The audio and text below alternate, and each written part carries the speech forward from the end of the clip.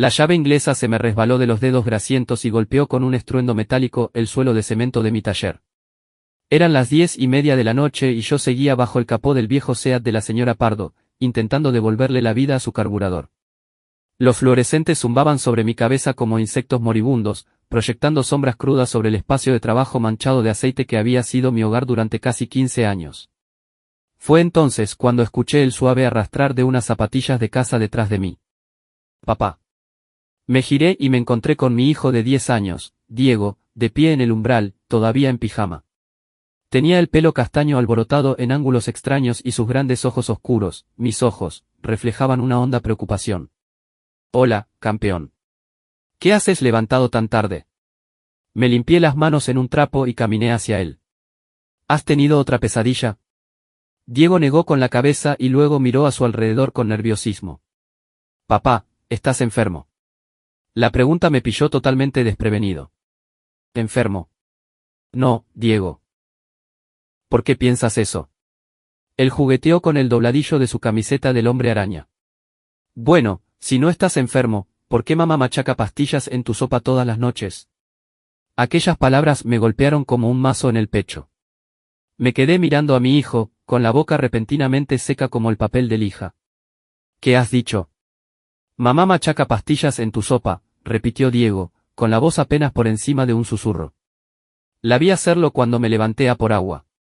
Tenía un frasquito y estaba triturando las pastillas con una cuchara, luego las mezclaba en tu plato. Lo hace todas las noches antes de cenar. Sentí que las piernas me fallaban. Me agarré al banco de trabajo para no caer, con la mente a 1000 por hora, la fatiga constante que venía sufriendo desde hacía semanas, los mareos, esa sensación de ser basura absoluta, arrastrándome cada día como si caminara por melaza. Diego, dije, intentando mantener la voz firme, ¿estás absolutamente seguro de lo que viste? Él asintió con solemnidad. La vi hacerlo 3 veces. Pensé que a lo mejor eran vitaminas o algo para que te sintieras mejor, pero cada vez pareces más cansado. Dios bendito. Mi esposa de 12 años me estaba envenenando. Me puse a la altura de Diego, apoyando las manos en sus pequeños hombros. Escúchame con mucha atención, pequeño. Has hecho muy bien en decírmelo. Pero necesito que me prometas algo. No dejes que mamá sepa que me lo has contado. Vale. Puedes hacer eso. ¿Estás en problemas, papá? No, hijo.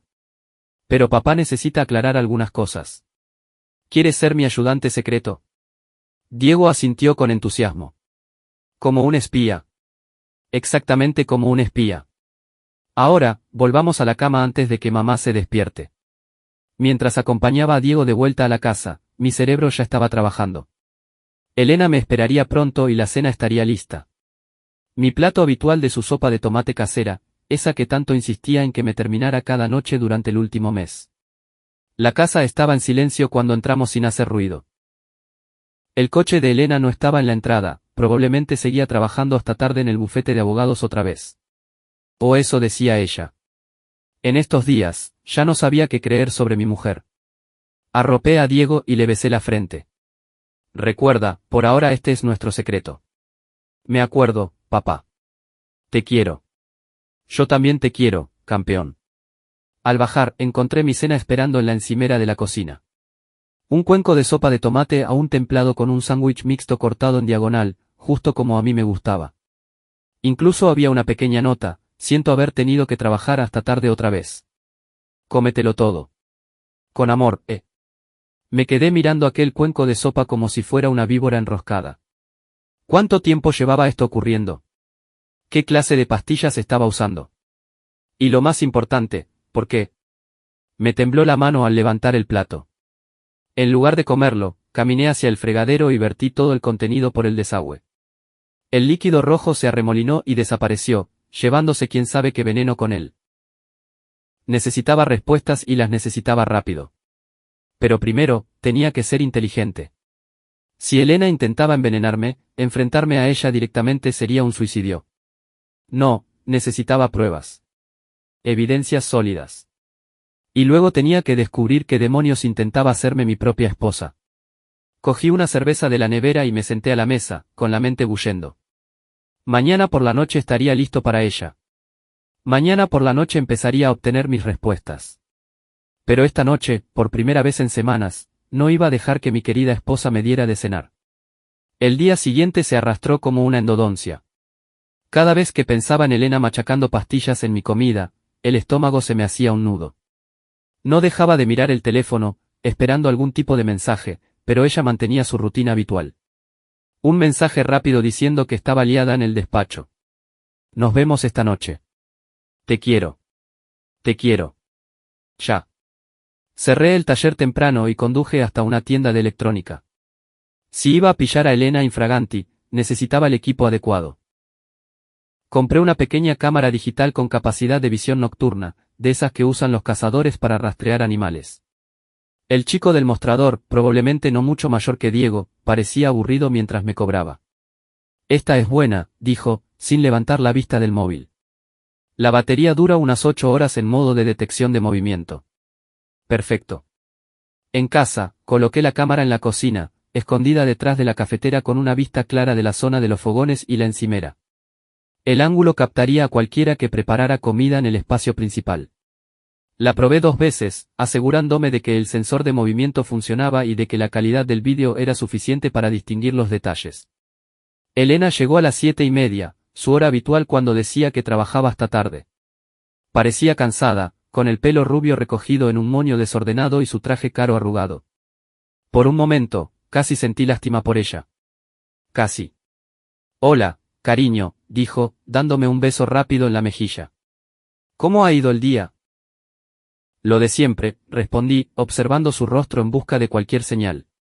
El SEAT de la señora Pardo por fin vuelve a rugir. ¡Qué bien! Ya se estaba moviendo hacia la cocina. Empezaré con la cena. Pareces agotado. Sí, me pregunto por qué. Me retiré al salón y encendí la televisión, aunque no estaba mirando nada realmente. Cada sonido de la cocina hacía que mi pulso se acelerara, el tintineo de los platos, el zumbido del microondas, el suave roce de una cuchara contra la cerámica. Diego bajó y se dejó caer a mi lado en el sofá. Miró hacia la cocina y luego me miró con aquellos ojos cómplices. Me puse el dedo en los labios y él asintió. La cena está lista. Gritó Elena con esa voz alegre de la que me había enamorado 12 años atrás. Nos reunimos alrededor de la mesa. Elena había preparado espaguetis con carne, pan de ajo y una ensalada. Todo parecía normal, incluso delicioso. Pero cuando dejó mi plato, noté que sus manos temblaban ligeramente. Esto tiene una pinta estupenda, cielo, dije, cogiendo el tenedor. Has estado cocinando mucho últimamente. Solo quiero cuidar de mi familia. Sonrió, pero la sonrisa no llegó a sus ojos. Come antes de que se enfríe. Enrollé unos espaguetis en el tenedor y me los acerqué a la boca, pero me detuve a mitad de camino. En realidad, no tengo mucha hambre. He comido tarde con Juan en el bar. El rostro de Elena se tensó de forma casi imperceptible. Tienes que comer algo. Has estado perdiendo peso. Estoy bien, de verdad.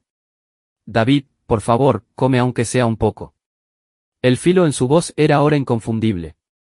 Necesitaba que comiera aquello. Lo necesitaba desesperadamente. Dime una cosa, dije, poniéndome de pie.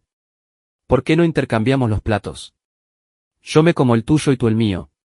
Has trabajado mucho hoy, te mereces la ración más grande. El color desapareció del rostro de Elena. No, no hace falta. He preparado el tuyo especial. Con extra de salsa, como a ti te gusta. Insisto. Alargué la mano hacia su plato. No. La palabra salió más cortante de lo que pretendía. Diego levantó la vista de su comida, asustado. Elena forzó una risa. Quiero decir, no, cariño. Ya he picado algo en la oficina. No tengo hambre. Pero yo ya estaba cambiando los platos. Elena miró con horror cómo ponía su plato original frente a mí y empujaba el mío hacia ella. Listo, dije, volviéndome a sentar. Ahora podemos cenar juntos. Elena se quedó mirando el plato que tenía delante como si contuviera escorpiones vivos. Su respiración se volvió superficial y rápida. El sudor le brotaba de la frente a pesar del aire acondicionado. Elena, ¿estás bien? Yo, necesito. Salió disparada de la mesa y corrió hacia el baño. Oí el portazo y luego el sonido de arcadas violentas. Diego parecía confundido y asustado. ¿Está mamá enferma? Creo que sí, campeón. Termina tu cena. Seguí a Elena hasta el baño y encontré la puerta cerrada con llave. Elena, ¿qué pasa? Intoxicación alimentaria, jadeó entre náuseas. Debió de ser algo que comí a mediodía. Intoxicación. Seguro que sí. Llamé al 112. Los sanitarios llegaron en 10 minutos. Para entonces, Elena estaba apenas consciente, con la piel pálida y húmeda. La subieron a una camilla mientras yo respondía a sus preguntas. ¿Ha comido algo inusual hoy? Preguntó uno de ellos. Solo la cena, espaguetis. ¿Usted se encuentra mal? No, yo estoy bien. Cambiamos los platos justo antes de que se pusiera enferma. El técnico frunció el ceño. Cambiaron los platos.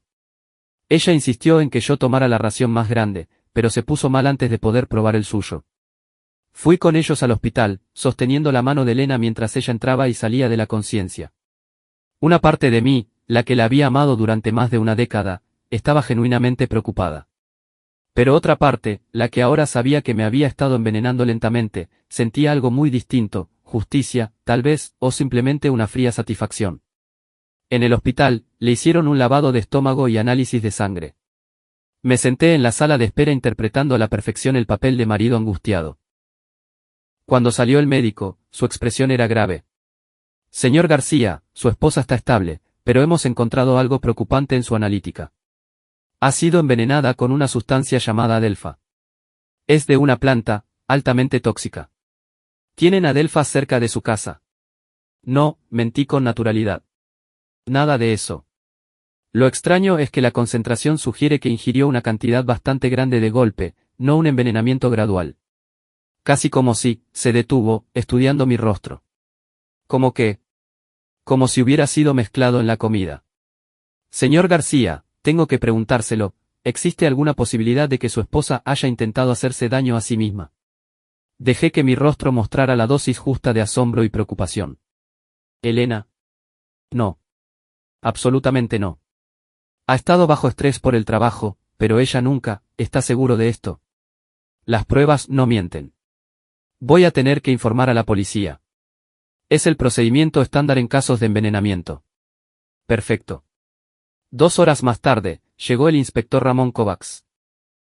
Conocí a Ramón desde el instituto, habíamos jugado al fútbol juntos antes de que él se hiciera policía y yo me dedicara a arreglar coches. Era un buen agente, meticuloso y justo. David, dijo, estrechándome la mano. Vaya papeleta. ¿Cómo está Elena? Está durmiendo. Dicen que se pondrá bien. Pero Ramón, creen que intentó quitarse de en medio. Eso es lo que me han dicho. ¿Y tú qué opinas? Me pasé las manos por el pelo, haciendo el papel de marido destrozado. No lo sé, tío. Ha estado trabajando horas locas, estresada por el dinero, pero el suicidio, nunca lo vi venir.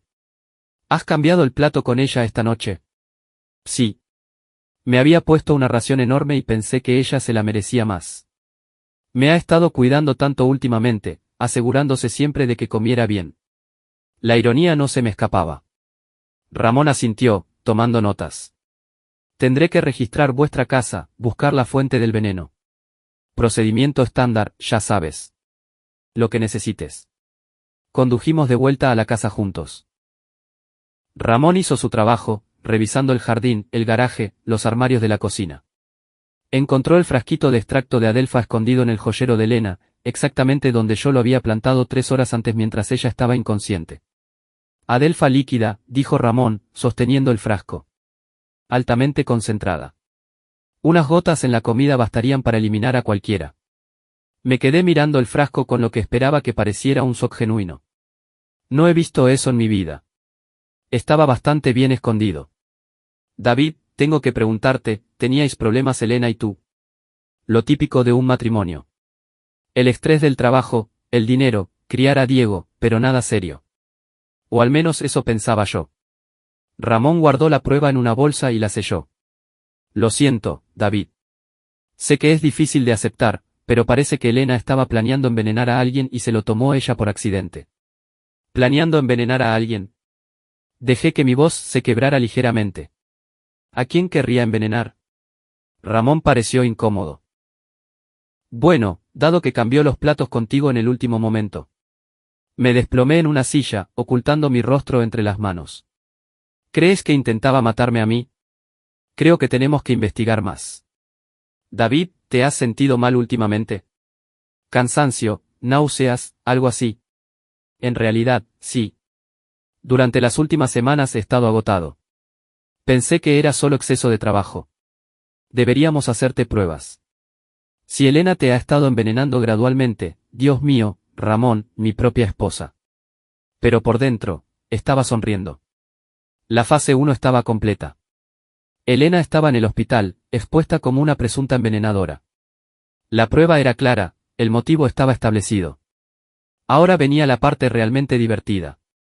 Los análisis de sangre confirmaron lo que yo ya sabía, me habían estado envenenando sistemáticamente con pequeñas dosis de Adelfa durante al menos 3 semanas. La doctora Martínez, una mujer seria de ojos amables, me explicó que tenía suerte de estar vivo. Una semana o 2 más con esa dosis y estaríamos hablando de daños orgánicos permanentes. Su función hepática ya está comprometida, dijo, revisando mi historial. Tendremos que vigilarlo de cerca. Interpreté a la perfección el papel de víctima conmocionada. No puedo creer que Elena me hiciera esto. Tenemos un hijo juntos. La gente hace cosas terribles cuando está desesperada, respondió la doctora Martínez. Lo importante ahora es su recuperación. Ramón me visitó en el hospital al día siguiente con más pruebas. Elena había despertado y pedía un abogado, lo que solo la hacía parecer más culpable. Hemos encontrado su ordenador, dijo Ramón, acomodándose en la silla de visitas. Llevaba meses investigando el envenenamiento por Adelfa. Descargó artículos sobre síntomas, dosis, métodos de detección. Esto no ha sido algo improvisado, David. Han sido meses. Dejé que mi voz temblara con la cantidad apropiada de traición. Ha estado planeando matarme durante meses. Eso parece. También hemos encontrado unos registros financieros interesantes. ¿Sabías que Elena contrató un seguro de vida a tu nombre hace 6 meses? Por 500.000 euros. En realidad, lo sabía. Yo mismo había firmado los papeles, pensando que era una planificación financiera responsable. Ahora, parecía el móvil de un asesinato. Firmé algo, admití, pero ella dijo que era solo por ser previsores, pensando en el futuro. El futuro en el que tú estás muerto y ella es rica, dijo Ramón sombríamente. David, hay algo más. Hemos encontrado mensajes de texto entre Elena y alguien de su bufete. Un tal Marcos Vélez. Se me revolvió el estómago.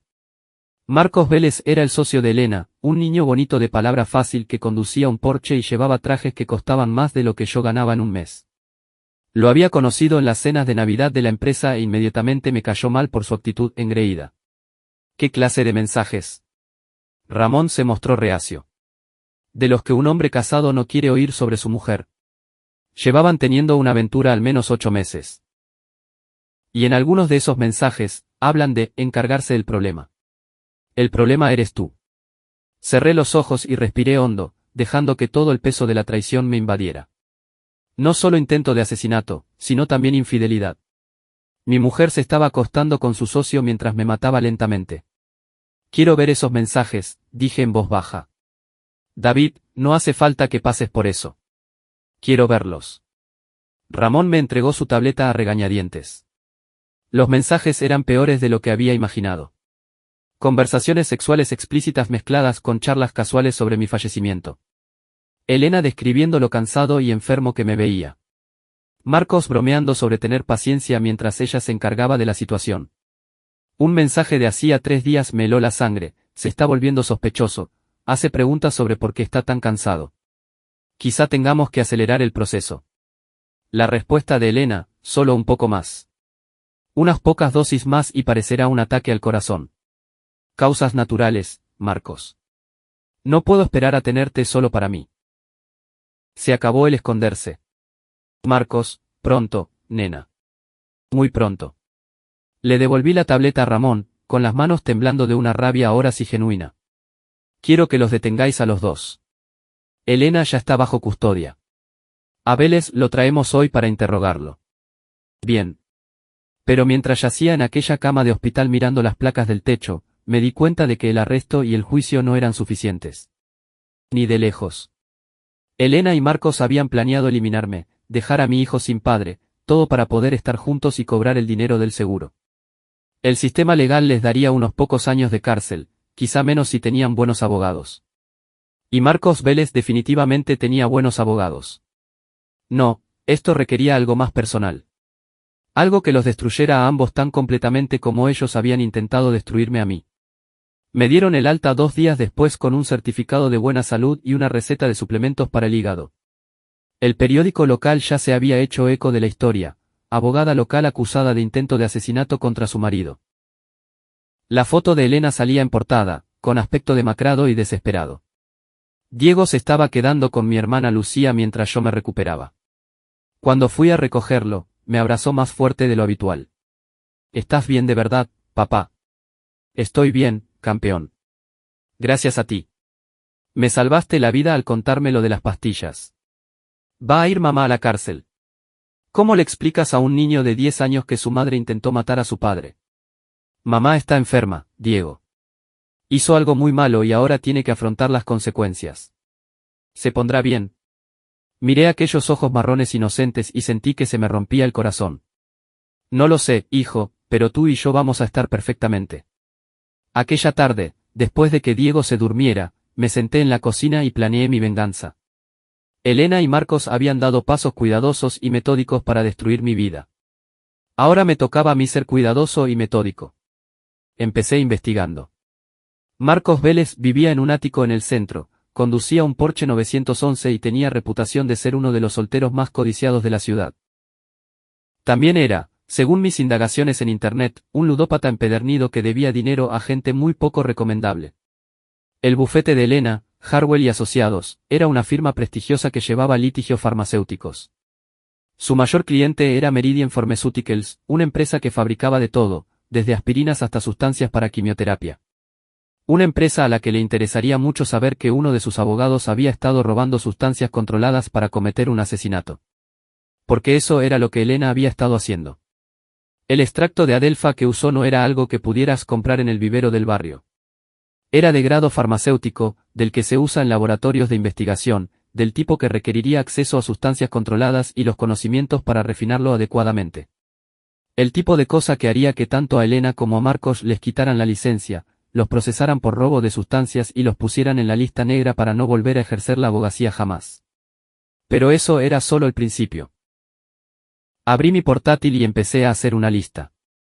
Para cuando terminé, eran las 3 de la mañana y estaba sonriendo por primera vez en semanas. Elena y Marcos se creían listos. Pensaban que habían planeado el crimen perfecto. No tenían ni idea de cómo era la venganza perfecta. Marcos Vélez salió en libertad bajo fianza tras 2 días de interrogatorio. Al parecer, sus caros abogados convencieron al fiscal de que los mensajes de texto eran solo charla sucia, entre amantes, no pruebas de una conspiración para asesinar. Sin pruebas concretas de que él hubiera ayudado a Elena a conseguir el veneno o a planear el crimen, no podían mantener los cargos. Lo vi desde mi furgoneta mientras salía del juzgado, arreglándose la corbata y mirando su teléfono como si nada hubiera pasado. El muy engreído llegó a sonreír cuando vio a los reporteros esperándole. Mi cliente mantiene su inocencia, anunció su abogado a las cámaras. El señor Vélez no tenía conocimiento de las supuestas acciones de la señora García y está deseando limpiar su nombre. Marcos añadió su propia declaración: Elena García es una mujer perturbada que se obsesionó conmigo. Terminé nuestra breve relación hace meses y creo que esta tragedia nace de su incapacidad para aceptar ese rechazo. Mentiras. Todo mentiras, pero mentiras que probablemente funcionarían en un tribunal. Fue entonces cuando supe que el sistema legal no me iba a dar la justicia que necesitaba. Era hora de tomar cartas en el asunto. Seguí a Marcos hasta su ático, manteniéndome lo bastante lejos para no ser detectado. Vivía en la Torre Meridian, un monumento de cristal de 30 plantas al dinero nuevo y a los beneficios farmacéuticos. La ironía no se me escapaba. Aquella noche, puse en marcha la fase 2 de mi plan. Había guardado una de las tarjetas de visita de Elena que saqué de su bolso, con su número directo de oficina y su correo. Usando una aplicación sencilla de modulación de voz en mi teléfono, llamé a la línea de denuncias del colegio farmacéutico.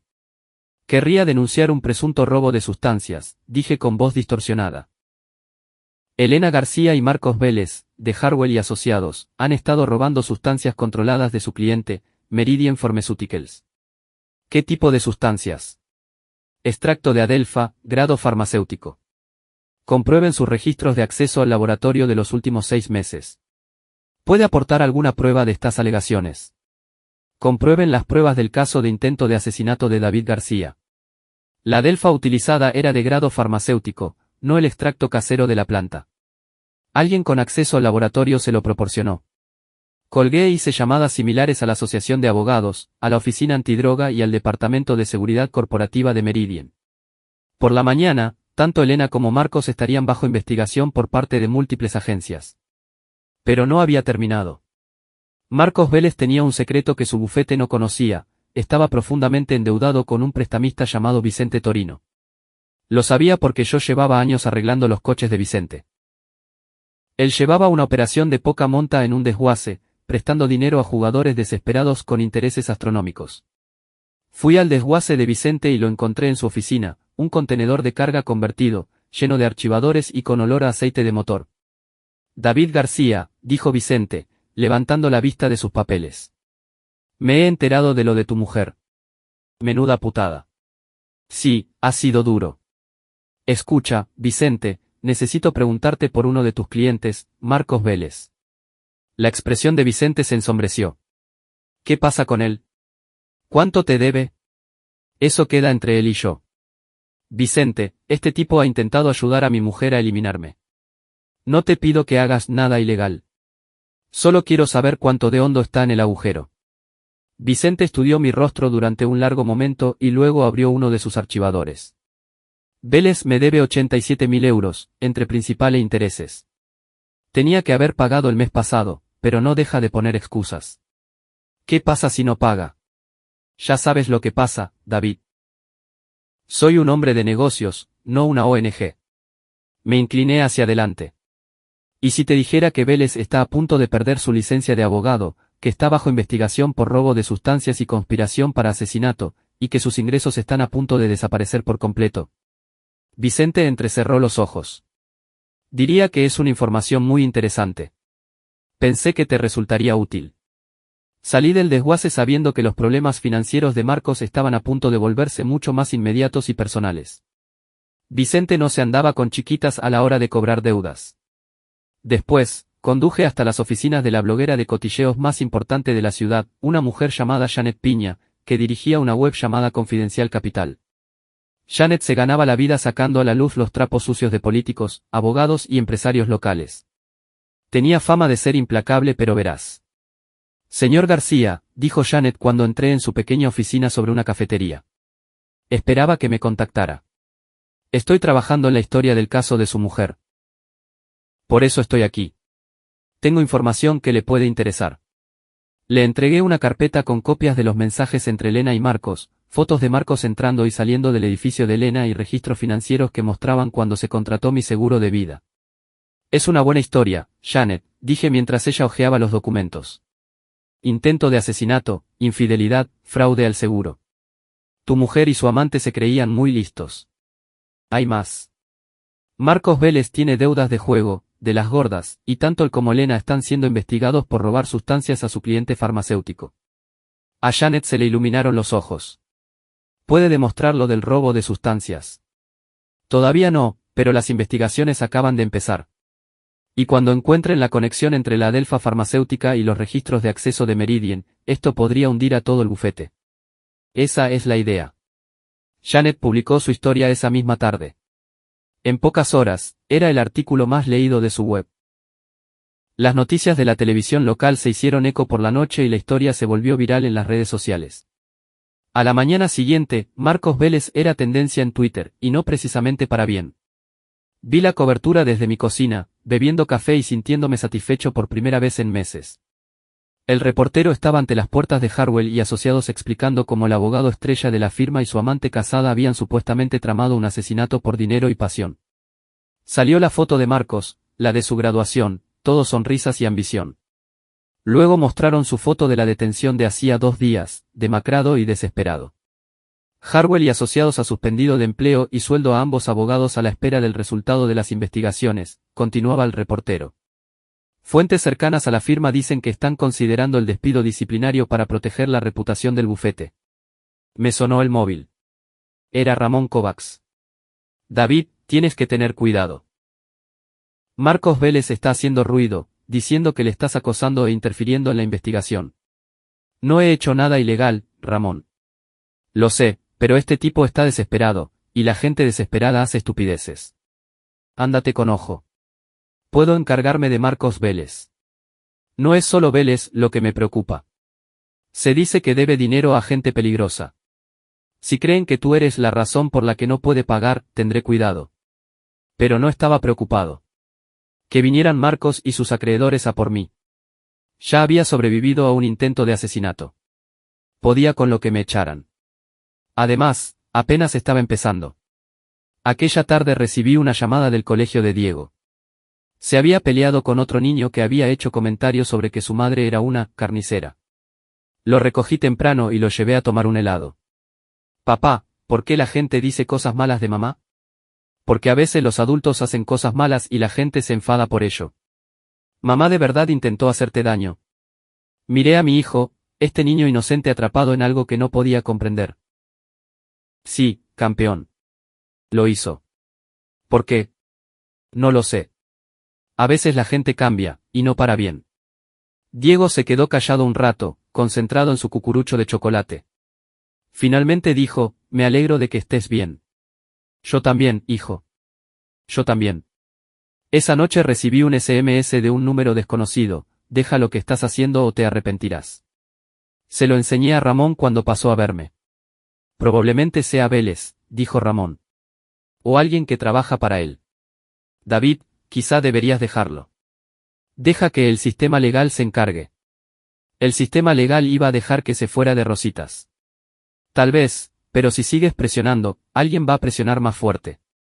Borré el mensaje. Que lo intenten. Pero mientras arropaba a Diego esa noche, me aseguré de que todas las puertas estuvieran cerradas y la alarma conectada.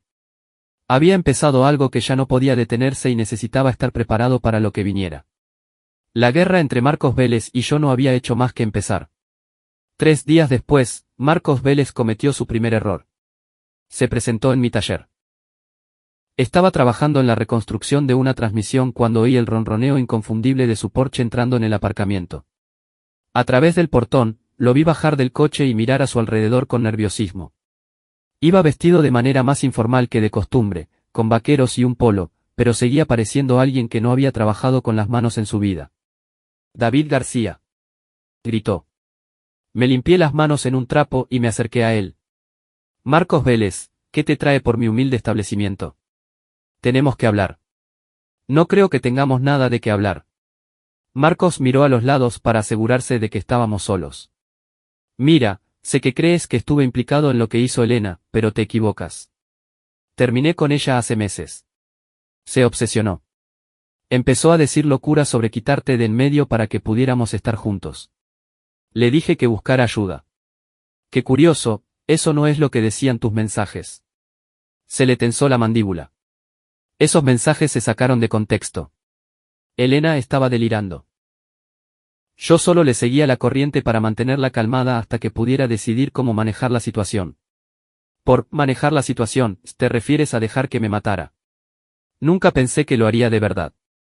Pensé que solo eran fantasías. El tipo de locuras que dice la gente cuando está enfadada. Me acerqué a él.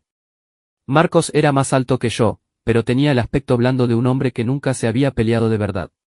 ¿Sabes qué creo, Marcos?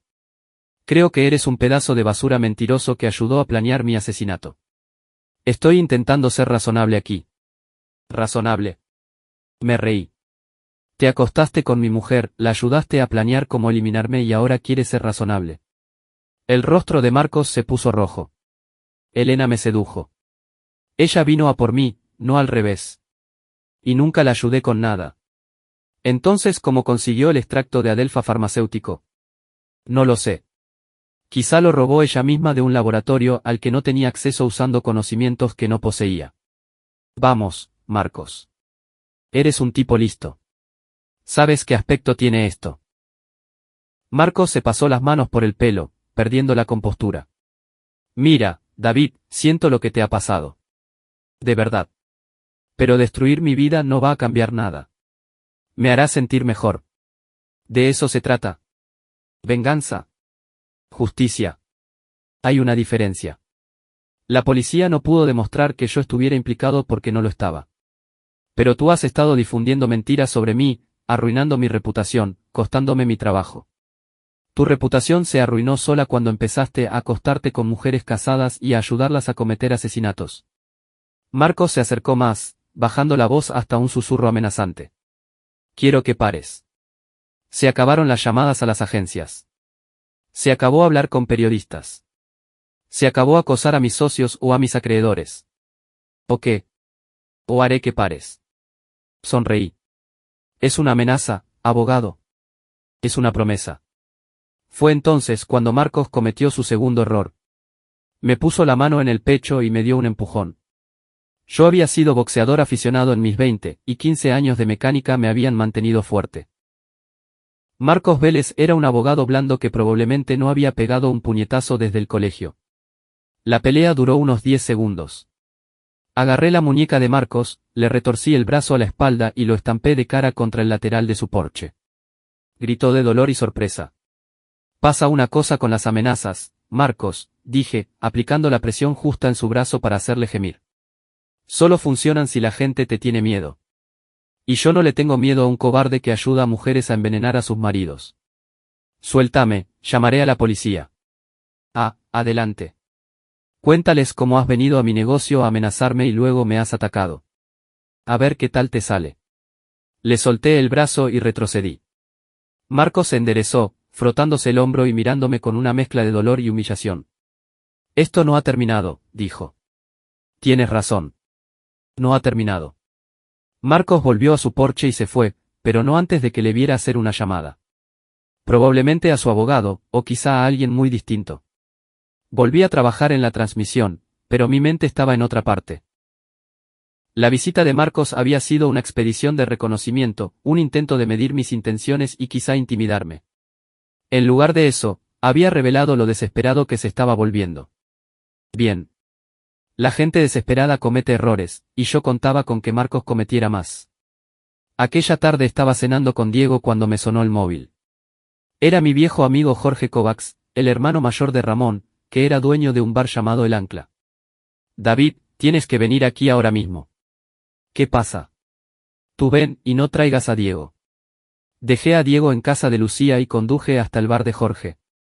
El Ancla era un antro de clase trabajadora frecuentado por mecánicos, obreros y policías. Llevaba bebiendo allí 20 años. Jorge me recibió en la puerta, con expresión sombría. Tenemos un problema. Me llevó dentro, donde vi a 3 hombres sentados a la barra. Reconocí a uno de ellos, Tony Torino, el sobrino y principal ejecutor de Vicente. Los otros 2 eran desconocidos, pero tenían el aspecto inconfundible de matones profesionales. David García, dijo Tony, girándose hacia mí. Tenemos que hablar. Jorge señaló hacia su despacho. Usad la parte de atrás y no montéis jaleo. Tony y sus socios me siguieron al angosto despacho de Jorge. Tony cerró la puerta y se apoyó en ella. Ya sabes por qué estamos aquí, dijo Tony. Marcos Vélez le debe dinero a mi tío. 87.000 más intereses. Ahora nos dice que no puede pagar porque tú le estás saboteando la carrera. Los problemas de Marcos son culpa suya. Puede ser. Pero al tío Vicente no le importa de quién es la culpa. Le importa cobrar. Uno de los socios de Tony, un tipo grande con los nudillos cicatrizados, se hizo crujir los dedos de forma amenazante. Vélez dice que si dejas de molestarle, puede recuperar su trabajo y pagar lo que debe. ¿Y si no dejo de molestarle? Tony se encogió de hombros. Entonces el tío Vicente podría decidir que estás interfiriendo en sus negocios. Y no le gusta a la gente que interfiere en sus negocios. Miré a los 3 hombres calculando las probabilidades. Podría con Tony en una pelea limpia, pero los otros 2 parecían profesionales serios. Y tenía que pensar en Diego. ¿Cuánto tiempo tiene Marcos? Pregunté. 2 semanas. Después de eso, el tío Vicente empezará a cobrar de otras formas. Y queréis que ayude a Marcos a recuperar su trabajo para que pueda pagaros. Queremos que dejes de hacerle la vida difícil. Lo que hagas después es cosa tuya y suya. Asentí lentamente. Lo consideraré. No lo consideres demasiado tiempo, dijo Tony. El tío Vicente no es un hombre paciente. Salieron por la puerta trasera y yo me quedé en el despacho de Jorge unos minutos pensando. La implicación de Vicente Torino complicaba las cosas, pero también presentaba una oportunidad. Si jugaba bien mis cartas, podría usar la presión de Vicente para desesperar aún más a Marcos. Jorge asomó la cabeza. ¿Estás bien? Bien. Solo pensando. David, esos tipos no bromean. Vicente Torino ha mandado gente al hospital por mucho menos de 87.000 pavos. Lo sé. Quizás sea hora de dejar que la ley se encargue. La ley ya lo intentó. Marcos salió limpio. Y ahora me estoy metiendo en algo que podría acabar conmigo. Me levanté y le di una palmada a Jorge en el hombro. No te preocupes por mí. Lo tengo todo bajo control. Pero mientras conducía a casa, me preguntaba si eso era realmente cierto. Las apuestas subían y gente peligrosa se estaba involucrando. Necesitaba acelerar mi plan antes de que las cosas se descontrolaran por completo. Era hora de la fase final de mi venganza. Pasé la mañana siguiente haciendo llamadas y concertando citas. Al mediodía, tenía reuniones con 3 personas diferentes que me ayudarían a destruir a Marcos Vélez de una vez por todas. La primera fue Janet Piña. Nos vimos en una cafetería del centro, lejos de miradas indiscretas. Tengo más información sobre Marcos Vélez, le dije, deslizando un sobre por la mesa. Janet lo abrió y soltó un silbido suave. Registros financieros, deudas de juego. Esto demuestra que debe dinero a gente muy peligrosa. Vicente Torino, concretamente. Vélez está desesperado por conseguir efectivo, lo que explica por qué estaba tan ansioso por ayudar a Elena a cobrar mi seguro de vida. Esto es oro, pero necesito corroborarlo. ¿Puede conseguirme a alguien que hable oficialmente? Estoy en ello. Mi segunda reunión fue con la doctora Alicia Harwell, la socia principal del bufete. Era una mujer formidable de unos 60 años. Señor García, quiero que sepa que nuestra firma no tenía conocimiento de las acciones de la señora García, dijo la doctora Harwell tras su enorme escritorio de roble. Estamos cooperando plenamente con las investigaciones. Lo agradezco, pero estoy aquí por Marcos Vélez. El señor Vélez está suspendido a la espera del resultado de la investigación. ¿Sabía que tiene deudas de juego de casi 90.000 euros? Las cejas de la doctora se arquearon. No estaba al tanto. Le debe dinero a un prestamista llamado Vicente Torino. Gente muy peligrosa, doctora Harwell. De los que rompen piernas cuando no cobran. ¿Qué tiene eso que ver con nuestra firma? Marcos necesita dinero desesperadamente. Eso le convierte en un riesgo de seguridad. ¿Y si sus acreedores deciden presionarle para obtener información de sus clientes? ¿Y si le amenazan para acceder a archivos confidenciales? Eso es una preocupación seria. Y hay más. Tengo razones para creer que Marcos ayudó a Elena a obtener la Adelfa de grado farmacéutico que usó para envenenarme. Eso significa que tuvo acceso no autorizado a sustancias controladas de su mayor cliente. El rostro de la doctora Harwell se volvió pálido. ¿Tiene pruebas de esto? Todavía no. Pero los investigadores están cerca. Cuando encuentren la conexión, va a reflejarse muy mal en su firma. A menos, claro, que usted tome medidas primero. ¿Qué tipo de medidas? Despida a Marcos Vélez públicamente. Deje claro que su firma tiene tolerancia cero con el comportamiento criminal. Distancies de él antes de que el escándalo empeore. La doctora Harwell guardó silencio un largo momento. Tendré que discutirlo con mis socios. Claro, pero no espere demasiado. La paciencia de Vicente Torino se agota y los hombres desesperados hacen locuras. Mi tercera reunión fue la más importante. Conduje hasta el cuartel de la Policía Autonómica y pedí hablar con la inspectora Elena Chen, que lideraba la investigación sobre el robo farmacéutico. Señor García, dijo la inspectora Chen, invitándome a su despacho. ¿Qué puedo hacer por usted? Tengo información sobre cómo mi mujer obtuvo el extracto de Adelfa. Chen sacó un cuaderno. Le escucho. Marcos Vélez ha tenido problemas financieros, deudas de juego. Debe mucho dinero a gente peligrosa y está desesperado por pagarles. ¿Cómo se relaciona eso con la Adelfa? Vélez tenía acceso a Meridian Pharmaceuticals por su trabajo en el bufete. Pudo haber robado el extracto y dárselo a Elena a cambio de una parte del dinero del seguro. Es una teoría interesante, pero ¿tiene alguna prueba? Le entregué una carpeta. Registros financieros comparando las fechas de las deudas de Vélez con el momento en que Elena empezó a envenenarme. Registros telefónicos mostrando un aumento del contacto entre ellos en ese mismo periodo. Y lo último, una fotografía que había tomado con un teleobjetivo, que mostraba a Marcos entrando en el edificio de Meridian fuera de horas hacía 3 semanas. Había estado siguiéndole durante días. Esto muestra a Vélez entrando en las instalaciones de investigación de Meridian a las 11 de la noche un sábado, expliqué. ¿Qué asuntos legítimos tendría allí a esa hora? La inspectora Chen estudió la foto. ¿Cómo ha obtenido esto? Contraté a un detective privado para seguir a Vélez. Quería saber qué tramaba. Era mentira, pero creíble, y explicaba cómo había conseguido información difícil de obtener para un mecánico. Esto ayuda, dijo Chen. Lo investigaremos. ¿Hay algo más? Vélez está siendo presionado por sus acreedores, concretamente Vicente Torino. Le han dado 2 semanas para pagar o atenerse a las consecuencias. Eso le hace peligroso e impredecible. ¿Insinúa que podría huir? Digo que podría hacer algo estúpido. Destruir pruebas, intimidar testigos, quizá incluso intentar silenciar a gente que pueda testificar contra él. Chen tomó más notas. Lo tendremos en cuenta, señor García. Tengo que preguntárselo, ¿teme por su seguridad? Un poco. Vélez vino a mi taller ayer e hizo algunas amenazas veladas. Creo que se está desesperando. ¿Quiere protección policial? Todavía no, pero quería que supieran que está pasando por si ocurre algo. Salí de la comisaría satisfecho. Había plantado las semillas de la duda sobre Marcos en las mentes de 3 personas influyentes. Ahora solo tenía que esperar a que esas semillas crecieran. Aquella tarde estaba ayudando a Diego con los deberes cuando mi móvil vibró con un SMS de un número desconocido, último aviso, retírate o afronta las consecuencias. Le enseñé el mensaje a mi hermana Lucía. Oye, campeón, ¿qué te parecería pasar unos días con la tía Lucía? Quizá ir a ese parque de atracciones del que hablabas. A Diego se le iluminaron los ojos. ¿De verdad? Podemos subir a la montaña rusa. Todas las veces que quieras. Arreglé con Lucía que recogiera a Diego en 1 hora. Si Marcos o sus socios planeaban algo, no quería a mi hijo cerca del fuego cruzado.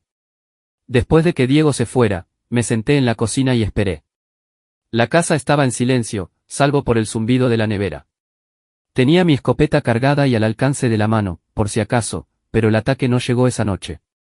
En su lugar, me desperté a la mañana siguiente y encontré los neumáticos de mi furgoneta rajados y la frase, hombre muerto, pintada con spray en la puerta del garaje. Llamé a Ramón Kovacs y denuncié el vandalismo. Llegó con un fotógrafo judicial. Esto está escalando, dijo Ramón. Quizás sea hora de considerar la custodia protectora. No voy a esconderme de Marcos Vélez. Puede que no sea Vélez quien haga esto personalmente. Se dice que ahora tiene amigos peligrosos. Que vengan. Estoy listo. Pero no solo estaba listo para una pelea. Estaba listo para la fase final de mi plan. Aquella tarde recibí la llamada que esperaba. La secretaria de Alicia Harwell me informó de que Marcos Vélez había sido despedido del bufete con efecto inmediato. El despido se estaba comunicando al colegio de abogados y probablemente resultaría en la suspensión de su licencia. 1 hora después, Janet Piña me llamó para decirme que Marcos había sido arrestado bajo cargos de robo de sustancias controladas. La inspectora Chen había obtenido una orden de registro para su apartamento y encontró un pequeño vial de extracto de adelfa escondido en su dormitorio. ¿Cómo supieron dónde mirar? Pregunté a Janet. Un soplo anónimo, al parecer. Alguien llamó diciendo que habían visto a Vélez con productos químicos sospechosos. Sonreí. El vial que había plantado en el apartamento de Marcos fue encontrado exactamente donde lo dejé. Al caer la noche, la historia estaba en todas las noticias. Marcos Vélez, abogado caído en desgracia, detenido por robo de sustancias y conspiración para asesinato. Su foto de la ficha policial aparecía en todos los informativos, con aspecto derrotado. Pero aún no había terminado con él. Esa noche hice una última llamada telefónica. Vicente, soy David García. Pensé que querrías saber que Marcos Vélez ha sido arrestado hoy. No va a devolverte ese dinero pronto. Vicente guardó silencio un momento. Es una noticia decepcionante. Imaginé que lo sería, sobre todo porque ha estado diciendo a la gente que te pagaría en cuanto yo dejara de interferir en su carrera. Eso ha estado diciendo. Según su abogado. Al parecer, Vélez cree que sus problemas son culpa mía, no suya. Interesante perspectiva. Pensé que te interesaría. Un hombre que culpa a otros de sus propios errores probablemente no sea el deudor más fiable. No, asintió Vicente, no lo es. Colgué y me serví una copa. Marcos Vélez se enfrentaba ahora a cargos criminales, a la ruina profesional y a la ira de un prestamista muy enfadado. Su vida estaba acabada, tal como él y Elena habían intentado acabar con la mía. Pero quedaba un movimiento más. Un último jaque mate que completaría mi venganza. Mañana haría mi última visita a Marcos Vélez. Y esta vez, me aseguraría de que comprendiera exactamente qué había perdido y por qué. Marcos Vélez parecía un espectro cuando fui a visitarlo a la cárcel. Su corte de pelo caro estaba desaliñado, el mono naranja le colgaba y tenía unas ojeras profundas. Había envejecido 10 años en una semana. Tú, dijo cuando me vio a través del cristal reforzado. Debería haber sabido que vendrías a regodearte. Descolgué el auricular y esperé a que hiciera lo mismo. No estoy aquí para regodearme, Marcos. Estoy aquí para hacerte una oferta. No quiero nada de ti. Puede que cambies de opinión cuando oigas lo que tengo que decir. Marcos descolgó el teléfono a regañadientes. Habla. Sé que tú no plantaste esa Delfa en tu casa, igual que sé que no hiciste esas llamadas anónimas ni filtraste tu información financiera a la prensa. Sus ojos se abrieron de par en par. Tú, me tendiste una trampa. Te di exactamente lo que te merecías. Tú y Elena planeasteis matarme, Marcos. ¿De verdad creías que me iba a quedar de brazos cruzados? Yo nunca planeé matar a nadie. Elena estaba obsesionada, deliraba. Intenté quitárselo de la cabeza. Tus mensajes dicen lo contrario. Se sacaron de contexto. Basta. Levanté la mano. Los dos sabemos que mientes. Ayudaste a Elena a conseguir el extracto. La animaste a envenenarme. Prometiste casarte con ella cuando yo estuviera muerto y ayudarla a cobrar el seguro. Marcos se desplomó en su silla, perdiendo las fuerzas. ¿Qué quieres? Quiero que confieses. Una confesión completa en el acta, admitiendo tu papel en la conspiración. ¿Por qué iba a hacer eso? Porque si no lo haces, Vicente Torino va a hacer que te eliminen aquí dentro. Marcos se puso pálido. ¿De qué hablas? Vicente sabe que no puedes pagarle ahora. Está furioso por perder su dinero, y más aún porque me echaras la culpa de tus problemas. Ha puesto precio a tu cabeza, Marcos. 5.000 euros para quien acabe contigo en la cárcel. Mientes. Ah, sí. ¿Cuánto crees que durarás aquí cuando se corra la voz de que hay una recompensa por ti? Un día. 2. Las manos de Marcos temblaban. ¿Qué quieres que haga? Confiesa. Cuéntaselo todo al fiscal. Cómo ayudaste a Elena a conseguir el veneno, cómo planeasteis mi muerte juntos. Todo. A cambio, hablaré con Vicente. Le convenceré de que vales más vivo que muerto. ¿Cómo vas a hacer eso? Vicente y yo tenemos historia. Confía en mí. Si le digo que estás cooperando y que tu confesión puede ayudar a recuperar parte de su dinero mediante el embargo de bienes, quizá acceda a retirar la orden. Marcos me miró a través del cristal, sopesando sus opciones. Si confieso, me caerá cadena perpetua. Tal vez consigas un trato por cooperar. De cualquier forma, estarás vivo para cumplir tu condena. Si no confiesas, estarás muerto en una semana. Marcos cerró los ojos. Cuando los volvió a abrir, estaba derrotado. Me odias de verdad, ¿no? Odio lo que intentaste hacerme, lo que intentaste quitarle a mi hijo. Nunca quise hacer daño a Diego. Pero estabas dispuesto a dejarle huérfano por dinero y sexo. Marcos guardó silencio mucho tiempo. Finalmente dijo, si confieso. Te asegurarás de que Diego sepa que lo siento. Diego no volverá a oír tu nombre si yo puedo evitarlo. Me parece justo. Marcos volvió a colgar el teléfono. Quiero hablar con mi abogado. Buena elección. Salí de la cárcel y conduje directo al desguace de Vicente Torino. Vicente estaba en su oficina. David, dijo. Me he enterado del arresto de Vélez. Una pena lo de mi dinero. Por eso estoy aquí. Tengo una propuesta. Marcos va a confesarlo todo. Cooperación total con la fiscalía. A cambio, el gobierno embargará sus bienes, el ático, el coche, sus cuentas, todo, para pagar indemnizaciones a las víctimas. ¿Qué víctimas? Yo, para empezar, pero también sus acreedores. Podrías presentar una demanda civil y ponerte a la cola para lo que recuperen. Vicente lo consideró. ¿De cuánto dinero hablamos? Su ático vale al menos 200.000. El coche, quizás 60. Cuentas, inversiones, quién sabe. No es todo lo que te debe, pero es algo. Y todo lo que tengo que hacer es dejarle vivir. Todo lo que tienes que hacer es ser paciente. Deja que el sistema trabaje. Vicente asintió lentamente. Puedo ser paciente un tiempo. Bien. Porque hay algo más. Marcos cree que hay una orden contra él en la cárcel. Puede que yo le haya dado esa impresión. Vicente sonrió. Ah, sí. Pensé que un poco de motivación extra no vendría mal. Eres un hombre retorcido, David García. Aprendí de los mejores. 3 días después, Marcos Vélez firmó una confesión completa admitiendo su papel en la conspiración para asesinarme. Detalló cómo usó su acceso a Meridian Pharmaceuticals para robar el extracto de Adelfa, cómo se lo entregó a Elena con instrucciones sobre la dosis y cómo planearon repartirse el dinero del seguro. La confesión también implicaba a la mejor amiga de Elena en el bufete, una tal Rebeca Torres, que había ayudado a falsificar documentos y dio consejo legal sobre cómo evitar ser detectados. Rebeca fue arrestada el mismo día. Elena, ante la evidencia abrumadora y las confesiones de sus cómplices, finalmente aceptó declararse culpable de intento de asesinato y conspiración. Fue sentenciada a 15 años de prisión sin posibilidad de libertad condicional. Marcos recibió 12 años por la conspiración, más tiempo adicional por el robo de sustancias. Rebeca recibió 8 años. La historia salió en las noticias nacionales, triángulo amoroso de abogados y complot de asesinato. La foto de Elena salía en las revistas junto a historias sobre viudas negras y aventuras mortales. Di una sola entrevista a Janet Piña y fui breve.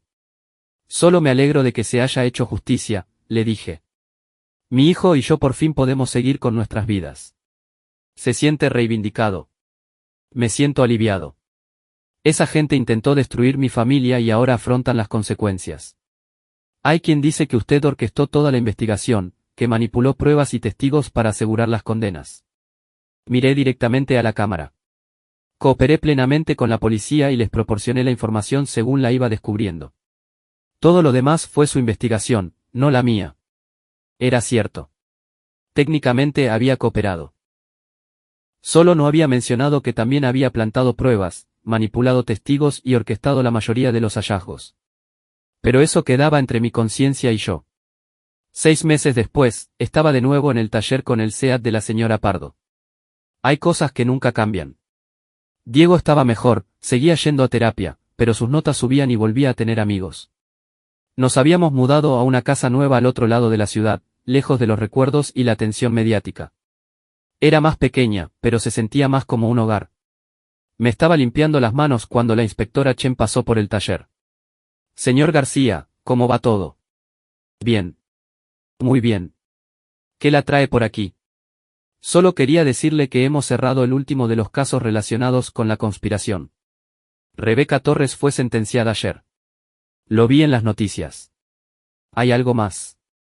Recuperamos la mayor parte del dinero que Marcos Vélez le debía a Vicente Torino.